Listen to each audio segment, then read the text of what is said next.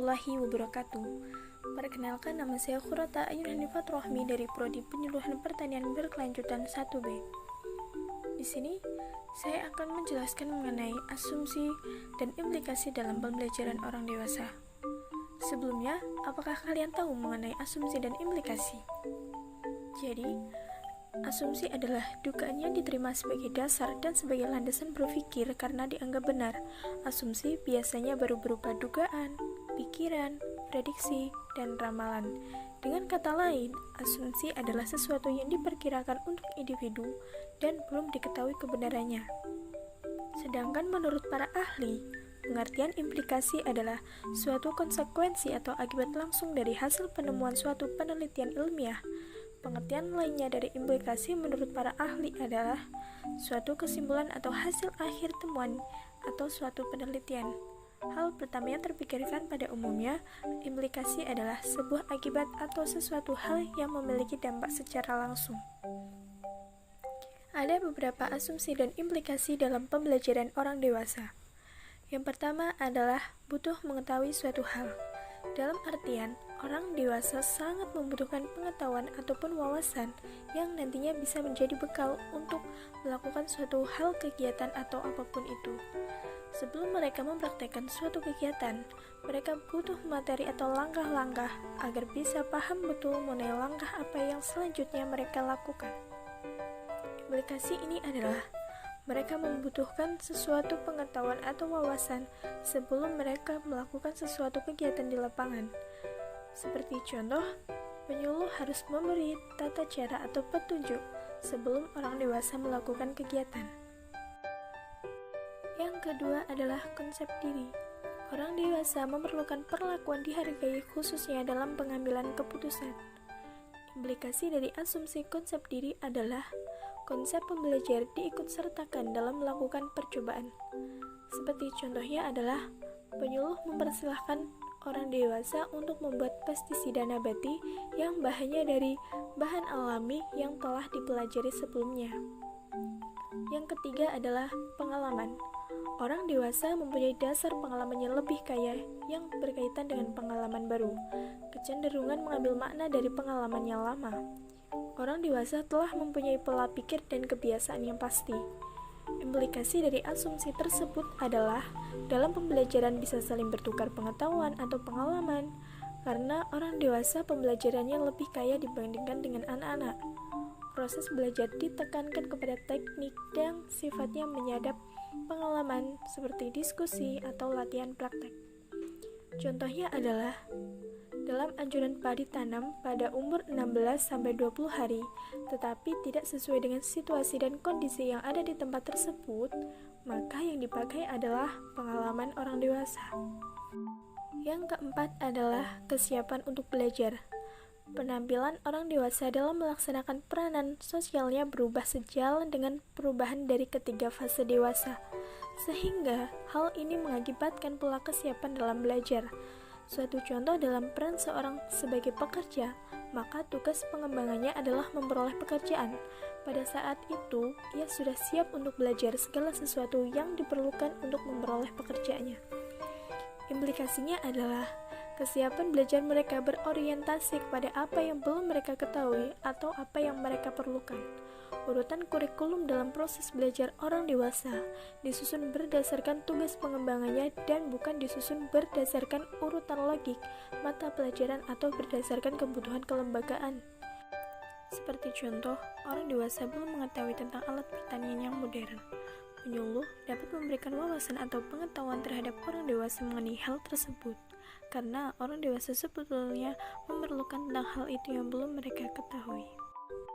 Yang kelima adalah orientasi terhadap belajar. Implikasinya adalah para pendidik orang dewasa bukanlah berperan sebagai guru yang mengajarkan mata pelajaran tertentu, tetapi sebagai pemberi bantuan bagi orang yang belajar. Oleh karena orang dewasa dalam belajar berorientasi kepada masalah, maka pengalaman belajar yang dirancang berdasarkan pula pada masalah atau pelatihan yang ada pada benak mereka. Misalkan, orang dewasa mempunyai masalah mengenai padinya yang terkena wereng. Dalam hal ini, penyuluh dapat memberikan solusi untuk mengatasi hal tersebut. Yang keenam adalah motivasi. Implikasinya adalah mereka sangat membutuhkan dukungan dan motivasi dalam belajar. Orang dewasa membutuhkan dukungan dari dalam agar bersemangat untuk yang belajar tak kenal usia. Dalam hal ini, peran penyuluh diharapkan untuk memberikan dukungan kepada orang dewasa. Seperti contoh, penyuluh itu harus selalu mengingatkan tentang motivasi dari petani masing-masing, serta memberi semangat, misalnya untuk peningkatan kepuasan kerja, perasaan bahagia, dan penyelesaian tugas dengan maksimal dan lain sebagainya. Assalamualaikum warahmatullahi wabarakatuh. Perkenalkan, nama saya Hairul Ismail selaku moderator dari kelompok 6. Kelompok 6 beranggotakan 7 orang. Yang pertama ada Natasha Hidayah Oktaviani sebagai pemateri pertama. Yang kedua ada Devi Puspitawati sebagai pemateri kedua. Yang selanjutnya ada Dila Amalia sebagai pemateri ketiga. Yang keempat ada Intan Oktaviani sebagai pemateri keempat. Yang kelima saya sendiri, Hairul Rizal Ismail, sebagai pemateri kelima. Yang keenam ada Api Rahmatika Fauziah sebagai pemateri keenam. Dan yang terakhir ada Saadah Afifah sebagai pemateri ketujuh. Agar lebih mempersingkat waktu, silakan kepada pemateri pertama sampai pemateri terakhir untuk menyampaikan materinya. Terima kasih kepada moderator yang telah memberikan saya kesempatan untuk menjelaskan materi. Saya di sini sebagai pemateri pertama yang akan menjelaskan tentang pengertian andragogi atau pendidikan orang dewasa. Pendidikan orang dewasa atau yang dikenal dengan istilah andragogi berasal dari dua kata dalam bahasa Yunani, yakni andra berarti orang dewasa dan agogos berarti memimpin. Andragogi juga dapat dikatakan bahwa suatu ilmu atau sains dan seni atau art dalam membantu orang dewasa belajar. Selanjutnya, menurut Yusnadi tahun 2002, maka dengan demikian secara harfiah, pedagogi berarti seni atau pengetahuan membimbing atau memimpin atau mengajar anak. Sekian penjelasan dari saya, kurang lebihnya mohon maaf, saya kembalikan kepada moderator. Assalamualaikum warahmatullahi wabarakatuh. Terima kasih kepada moderator yang telah memberikan kesempatan kepada saya. Yaitu di sini saya akan menjelaskan sedikit tentang perbedaan antara anak-anak dan orang dewasa. Dapat ditinjau dari 3 hal, yaitu yang pertama ada usia. Individu yang berumur lebih dari 16 tahun dapat dikatakan sebagai orang dewasa dan kurang dari 16 tahun disebut anak-anak. Piaget pada tahun 1961 mengembangkan model pertahapan perkembangan individu, yaitu yang pertama ada sensori motor, yaitu periodenya dari 0 sampai 2 tahun. Periode ini ditinjau oleh penggunaan sensori motorik dalam pengamatan dan penginderaan yang insentif terhadap dunia sekitarnya. Prestasi intelektual yang dicapai dalam periode ini ialah perkembangan bahasa, hubungan tentang objek, kontrol skema, kerangka berpikir, pembentukan pengertian, dan pengenalan hubungan sebab akibat. Yang kedua yaitu tahap pre-operasional, yaitu pada periode 2 sampai 7 tahun. Pada periode ini dibagi menjadi 2 tahapan, yaitu pre-konseptual dan intuitif. Periode pre-konseptual ditandai dengan cara berpikir yang bersikap traduktif atau menarik konklusi tentang sesuatu yang khusus. Sedangkan pada periode intuitif pada 4-7 tahun. Periode intuitif ditandai oleh dominasi pengamatan yang bersifat egosentrik, belum memahami cara orang lain memandang objek yang sama seperti searah atau selancar. Yang ketiga ada tahap konkret operasional.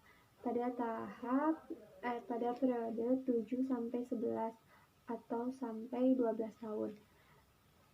Pada periode ini ialah mengklarifikasi angka-angka atau bilangan. Anak-anak mulai pula konservasi pengetahuan tertentu. Perilaku kognitif yang tampak pada periode ini ialah kemampuannya dalam proses berpikir untuk mengoperasikan kaidah-kaidah logika meskipun masih terikat dengan objek-objek yang bersifat konkret. Yang keempat yaitu tahapan formal operational period pada tahap 12 sampai 15 tahun. Periode ini ditandai dengan kemampuan untuk mengoperasikan kaidah-kaidah logika formal yang tidak terikat lagi oleh objek-objek bersifat konkret. Kedua yaitu ciri psikologis, di mana individu yang dapat mengarahkan diri sendiri, tidak selalu tergantung dengan orang lain, bertanggung jawab, mandiri, berani mengambil resiko, yaitu di mana mengambil resiko keputusan merupakan ciri orang dewasa. Yang ketiga yaitu ciri biologis. Individu dikatakan apabila telah menunjukkan tanda-tanda kelamin sekunder. Dapat dilihat menurut Aristoteles pada 384 sampai 233 sebelum Masehi, ia membagi masa perkembangan individu sampai menginjak dewasa dalam 3 septima berdasarkan perubahan fisik tertentu. Yang pertama pada masa kanak-kanak yaitu 0 sampai 7 tahun adanya pergantian gigi. Yang kedua pada masa sekolah yaitu di mana 7 sampai 14 tahun adanya gejala pubertas. Pada masa sekolah yaitu 7 sampai 14 tahun adanya gejala-gejala pubertas. Yang ketiga yaitu pada masa remaja, mulai dari 14 sampai 21, sudah mulai adanya ciri-ciri primer dan sekunder.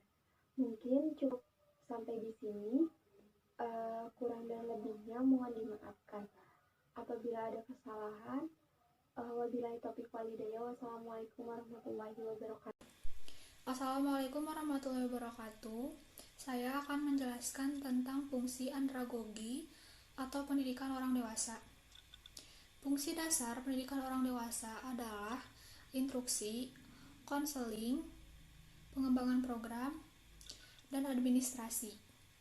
Proses pengembangan program melibatkan penilaian pada kebutuhan pelajar, membuat dan mengeksekusi keputusan yang diperlukan dalam kegiatan atau aktivitas belajar untuk memposisikan dan mengevaluasi hasil. Sebuah upaya dilakukan untuk mempertemukan bermacam-macam perubahan individu dan kelompok, walaupun berupa program jangka pendek. Hal ini mengikuti pernyataan bahwa pendidikan orang dewasa lebih distandarisasi seperti dalam program remedi atau kesempatan kedua, yang mensejajarkan kurikulum pendidikan remaja, dan fungsi pengembangan program tidaklah begitu penting, menurut Suprijanto 2007. Itu saja yang dapat saya sampaikan. Terima kasih. Selanjutnya di sini ada tujuan andragogi atau pendidikan orang dewasa. Yang pertama ada membantu pelajar mencapai suatu tingkatan kebahagiaan dan makna hidup. Selanjutnya ada membantu pelajar memahami dirinya sendiri, bakatnya, keterbatasannya, dan hubungan interpersonalnya. Yang ketiga ada membantu mengenali dan memahami kebutuhan involved education. Selanjutnya ada memberikan kondisi dan kesempatan untuk membantu mencapai kemajuan proses secara spiritual, budaya, fisik, politik, dan kejujuran. Yang terakhir di sini ada memberikan kemampuan melek huruf, keterampilan, kejujuran, dan kesehatan bagi orang dewasa. Sebelumnya tidak memiliki kesempatan untuk belajar. Terima kasih, sekian dari saya. Karakteristik andragogi atau pendidikan orang dewasa. Yang pertama, memiliki lebih banyak pengalaman hidup. Yang kedua, memiliki motivasi yang tinggi untuk belajar. Orang dewasa termotivasi untuk belajar karena ingin memperoleh pekerjaan yang lebih baik dan berprestasi secara personal, keputusan dan perwujudan diri. Yang ketiga, banyak peranan dan tanggung jawab yang dimiliki, menimbulkan persaingan terhadap permintaan waktu antara setiap peranan yang ia miliki, menyebabkan keterbatasan waktu untuk belajar. Yang keempat, ada kurang percaya diri atas kemampuan diri yang mereka miliki untuk belajar kembali. Kepercayaan yang tidak benar tentang belajar, usia lanjut, dan faktor fisik juga dapat meningkatkan ketidakpercayaan diri orang dewasa untuk kembali belajar. Yang kelima, ada pengalaman dan tujuan hidup orang dewasa lebih beragam daripada pemuda. Dan hal ini dapat dijadikan suatu kekurangan yang positif yang dapat dimanfaatkan melalui pertukaran pengalaman di kala pembelajaran orang dewasa. Yang keenam, makna belajar bagi orang dewasa. Belajar adalah suatu proses mental yang terjadi dalam benak seseorang yang melibatkan kegiatan berpikir. Bagi pendidikan orang dewasa melalui pengalaman belajar, maka belajar diberikan. Beberapa asumsi dasar dan implikasi orang dewasa. Yang pertama, konsep diri. Konsep diri yang dimiliki orang dewasa berbeda dengan konsep diri anak. Jika konsep diri anak bahwa dirinya tergantung dengan orang lain, maka konsep diri orang dewasa adalah tidak lagi tergantung kepada orang lain, tetapi telah dapat mengambil keputusan dan mampu mengatur diri sendiri. Oleh karena itu, orang dewasa perlu perlakuan yang sifatnya menghargai, terkhusus pada pengambilan keputusan. Orang dewasa juga akan menolak apabila kondisi belajar berbeda dengan konsep diri yang ia miliki. Orang dewasa telah mempunyai kemauan sendiri atau pengarahan diri untuk belajar. Implikasinya, dalam iklim belajar diciptakan sesuai dengan keadaan orang dewasa, belajar dilibatkan dalam proses merancang perencanaan belajar, dan pelajar diikutsertakan dalam mendiagnosa kebutuhan pelajar. Yang kedua, terdapat pengalaman. Perbedaan pengalaman yang dimiliki merupakan akibat dari masa mudanya. Seiring berjalannya waktu, maka pengalaman yang dimilikinya pun semakin banyak. Implikasinya, proses belajar lebih ditekankan pada metode yang menyaring pengalaman mereka dan penekanan pada proses belajar aplikasi praktis. Yang ketiga, terdapat kesiapan untuk belajar. Kesiapan belajar yang dimiliki individu sebagai akibat dari peranan sosial yang dimilikinya. Huffington 1953 mengemukakan membagi masa dewasa menjadi 3 tahap, yaitu masa dewasa awal dari umur 18 tahun sampai 30 tahun, dan masa dewasa madya 30 sampai 55 tahun, dan dewasa akhir lebih dari 55 tahun. Dan membagi 10 peranan sosial, yaitu sebagai pekerja, kawan, orang tua, kepala rumah tangga, anak, warga negara, anggota organisasi, rekan kerja, anggota keagamaan, dan pemakai waktu luang. Implikasinya, urutan kurikulum disusun berdasarkan tugas perkembangan, bukan berdasarkan urutan mata pelajaran atau kebutuhan lembaga. Dan konsep mengenai tugas perkembangan orang dewasa merupakan petunjuk dalam belajar kelompok. Yang keempat, orientasi terhadap belajar. Orang dewasa cenderung mempunyai perspektif untuk secepatnya mengaplikasikan apa yang telah mereka pelajari. Pendidikan bagi orang dewasa dipandang sebagai suatu proses untuk meningkatkan kemampuan dalam memecahkan masalah hidup yang ia hadapi. Implikasinya, pendidik berperan sebagai pemberi bantuan kepada pelajar dewasa, bukan sebagai guru yang mengajar materi. Kurikulum POD tidak berorientasi pada mata pelajaran tertentu, tetapi berorientasi pada masalah. Dan karena orang dewasa berorientasi pada masalah, maka pengalaman belajar yang dirancang didasarkan pada masalah dan hal yang menjadi bahan perhatian mereka juga. Terima kasih kepada moderator yang telah memberikan kesempatan kepada saya untuk memaparkan materi selanjutnya, yaitu prinsip-prinsip andragogi atau pendidikan orang dewasa. Pendidikan orang dewasa memiliki 10 prinsip yang membedakannya dengan jenis pendidikan yang lainnya. 10 prinsip pendidikan orang dewasa tersebut dapat menciptakan suasana pembelajaran yang efektif dan efisien. 10 prinsip tersebut yaitu 1. Prinsip kemitraan. Prinsip kemitraan menjamin terjalinnya kemitraan di antara pengajar dan pelajar. Dengan demikian, pelajar tidak diperlakukan sebagai murid, tetapi sebagai mitra belajar, sehingga hubungan yang mereka bangun bukanlah hubungan yang bersifat memerintah, tetapi hubungan yang bersifat membantu, yaitu mengajar akan berusaha semaksimal mungkin untuk membantu proses belajar pelajarannya. Yang kedua, prinsip pengalaman nyata. Prinsip pengalaman nyata menjamin berlangsungnya kegiatan pembelajaran pendidikan orang dewasa terjadi dalam situasi yang nyata. Kegiatan pembelajaran pendidikan orang dewasa tidak berlangsung di kelas atau situasi yang simulatif, tetapi pada situasi yang sebenarnya. Yang ketiga, prinsip kebersamaan. Prinsip kebersamaan menuntut digunakan kelompok dalam kegiatan pembelajaran pendidikan orang dewasa untuk menjamin adanya interaksi yang maksimal di antara peserta dengan bersifat pengajar. Yang keempat, prinsip partisipasi.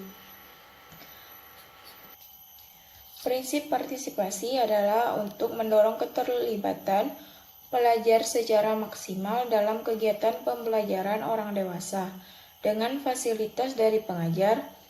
Dalam kegiatan pembelajaran pendidikan orang dewasa, semua peserta harus terlibat atau mengambil bagian secara aktif dari seluruh proses pembelajaran, mulai dari perencanaan, pelaksanaan, dan evaluasi pembelajaran. Yang kelima, prinsip keswadayaan. Prinsip keswadayaan merupakan prinsip yang mendorong kemandirian pelajar dalam upaya untuk mencapai tujuan pembelajaran. Pendidikan orang dewasa bertujuan untuk menghasilkan manusia yang mandiri, yang mampu melakukan peranan sebagai subjek atau pelaku. Untuk itu, diperlukan prinsip keswadayaan. Yang keenam, prinsip kesinambungan. Prinsip yang menjamin adanya kesinambungan dari materi yang dipelajari sekarang dengan materi yang telah dipelajari di masa yang lalu dan dengan materi yang akan dipelajari di waktu yang akan datang. Dengan prinsip ini, maka akan terwujud konsep pendidikan seumur hidup atau lifelong education dalam pendidikan orang dewasa. Yang ketujuh, prinsip manfaat. Prinsip manfaat menjamin bahwa apa yang dipelajari dalam pendidikan orang dewasa adalah sesuai dengan kebutuhan yang dirasakan oleh pelajar. Orang dewasa akan siap untuk belajar, manakala dia menyadari adanya kebutuhan yang harus dipenuhi. Kesadaran terhadap kebutuhan ini mendorong timbulnya minat untuk belajar dan arena rasa tanggung jawabnya sebagai orang dewasa, maka timbul kesiapannya untuk belajar. Yang kedelapan, prinsip kesiapan. Prinsip kesiapan menjamin kesiapan mental maupun kesiapan fisik dari pelajar untuk dapat melakukan kegiatan pembelajaran. Orang dewasa tidak akan dapat melakukan kegiatan pembelajaran manakala dirinya belum siap untuk melakukannya. Apakah itu karena belum siap fisiknya atau belum siap mentalnya? Yang kesembilan, prinsip lokalitas. Prinsip lokalitas menjamin adanya materi yang dipelajari bersifat spesifik lokal. Generalisasi dari hasil pembelajaran dalam pendidikan orang dewasa akan sulit dilakukan. Hasil pendidikan orang dewasa pada umumnya merupakan kemampuan yang spesifik yang akan dipergunakan untuk memecahkan masalah pelajaran pada tempat mereka masing-masing. Pada saat sekarang juga, kemampuan tersebut tidak dapat diberlakukan secara umum menjadi suatu teori, dalil, atau prinsip yang dapat diterapkan di mana saja dan kapan saja. Hasil pembelajaran sekarang mungkin sudah tidak dapat lagi dipergunakan untuk memecahkan masalah yang sama 2 atau 3 tahun mendatang.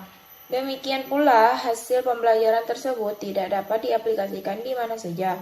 Tetapi harus diaplikasikan di tempat pelajar sendiri karena hasil pembelajaran tersebut diproses dari pengalaman-pengalaman yang dimiliki oleh pelajar. Yang ke-10, prinsip keterpaduan. Prinsip keterpaduan menjamin adanya integrasi atau keterpaduan materi pendidikan orang dewasa. Rencana pembelajaran dalam pendidikan orang dewasa harus mengcover materi-materi yang sifatnya integrasi menjadi suatu kesatuan materi yang utuh, tidak parsial atau terpisah-pisah. Sekian materi yang bisa saya sampaikan. Maaf apabila ada kekurangan. Saya kembalikan ke moderator. Wassalamualaikum warahmatullahi wabarakatuh. Mungkin sekian yang bisa kelompok kami sampaikan. Lebih dan kurangnya mohon dimaafkan. Assalamualaikum warahmatullahi wabarakatuh.